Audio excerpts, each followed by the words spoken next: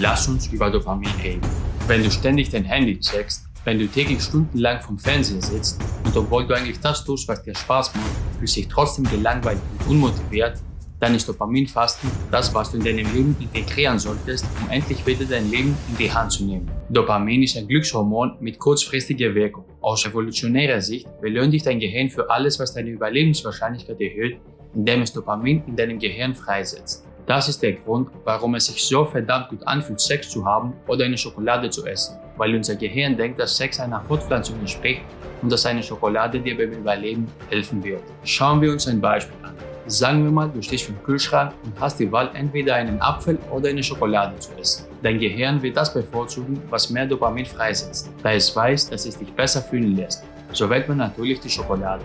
Jetzt sagst du vielleicht, naja, es ist ja auch nicht schlecht, ab und zu Schokolade zu essen. Und das ist wahr. Aber sobald unser Gehirn viel Dopamin freisetzt, wird es immer wieder versuchen, das Verlangen danach zu wecken, bis du einen Drang danach entwickelst. Und dann setzt die Sucht ein und wir können nicht ohne sie leben. Aus diesem Grund werden Menschen übergewichtig, spielsüchtig, alkohol- oder drogenabhängig. Die Sache ist, dass Dopamin nicht weiß, was gut für uns ist und was nicht. Es weiß nicht, dass es für uns schädlich ist, zu viel Schokolade zu essen. Alles, was es sieht, ist ein Genusspotenzial ohne Kontext.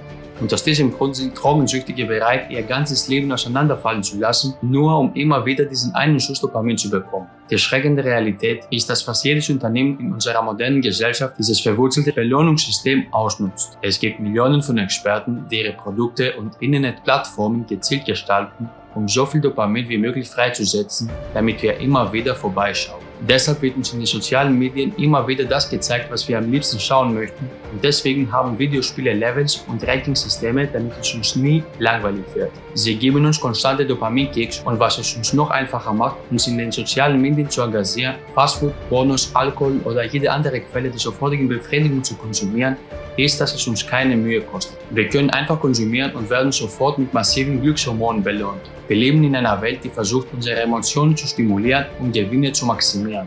Es ist wissenschaftlich erwiesen, dass Dopamin einen direkten Einfluss auf die Entscheidungen, die wir treffen, und die Maßnahmen, die wir ergreifen hat. Deshalb kontrolliert uns letztendlich Dopamin täglich, und deshalb konzentrieren sich Milliarden von Menschen unbewusst ihr ganzes Leben lang auf das Konsumieren, anstatt das Leben zu erschaffen, das sie wirklich leben wollen. Was heißt, dass fast jeder von uns süchtig ist. Wir haben nicht die 100%ige Kontrolle über unser eigenes Leben mehr. Und wenn wir wieder innerlich freier werden möchten, dann ist das Aufhören des Dauerkonsums ein toller erster Schritt. Durch Dopaminfasten wirst du glücklicher, präsenter, das Rauschen in deinem Kopf wird weniger und mentale Klarheit wird zum Vorschein kommen. Gleichzeitig deine Energie wird steigen und du wirst dich lebendiger fühlen. Anbei ein paar Tipps, falls du dich verbessern möchtest. Erstens, reduziere schrittweise die Zeit, die du in den sozialen Medien verbringst.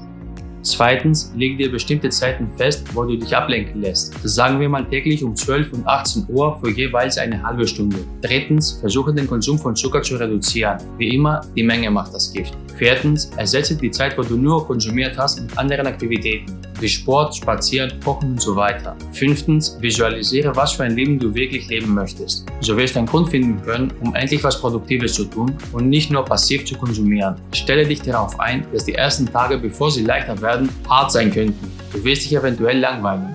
Die gute Nachricht ist, dass die meisten Menschen schon sehr früh ein Gefühl der Erleichterung verspüren. Nach ein paar Tagen machen gewöhnliche Aktivitäten wieder mehr Spaß, und mit der Zeit wirst du geduldiger und entspannter sein. Stell dir vor, wie großartig sich anfühlen wird, gewöhnliche Aktivitäten wie ein Spaziergang in die Natur oder zu kochen, dir wieder sehr viel Freude bereiten. Also warte nicht lange, treffe die Entscheidung, dein Leben wieder im Griff zu bekommen, und wir sehen uns das nächste Mal. Mach es gut, ciao.